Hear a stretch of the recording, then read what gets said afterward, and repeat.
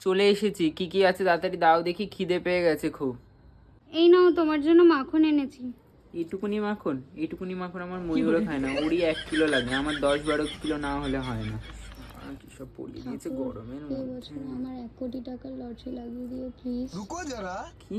সবার 1 কোটি টাকা? 1 কোটি টাকার পেছনে কটা শূন্য হয় জানো? জানো?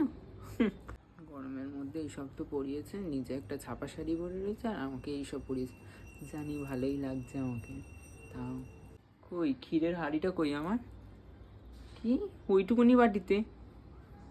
থাক, খেতে হবে না, তাও তো আজকে দিয়েছে, অন্য দিন তো একটা কাজু, একটা লজেন্স, আবার মিষ্টি দেয়, মিষ্টিও তুলে নিজেরা খেয়ে নেয়। কি বলবো, জন্মদিন বলে আজকে সারাদিন দুলিয়েই যাচ্ছে। কোথায় একটু ভালো মন্দ খাওয়াবে তা না, দেখো বললাম বলে আরো জোরে দোলাচ্ছে। হে ঠাকুর, তোমার কাছে একটাই চাওয়া, আমার ছেলের ফোন ঘাটাটা কমিয়ে দাও। ওর রেজাল্ট একদম ভালো হচ্ছে না। তা ফোন ঘাটবে না তো কি করবে? তোরা এই পুজো করছিস কেন?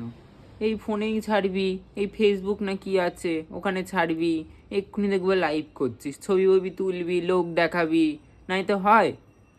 পুজো শেষ হতে যায় এখনো পর্যন্ত তালের বড়া দেয়নি।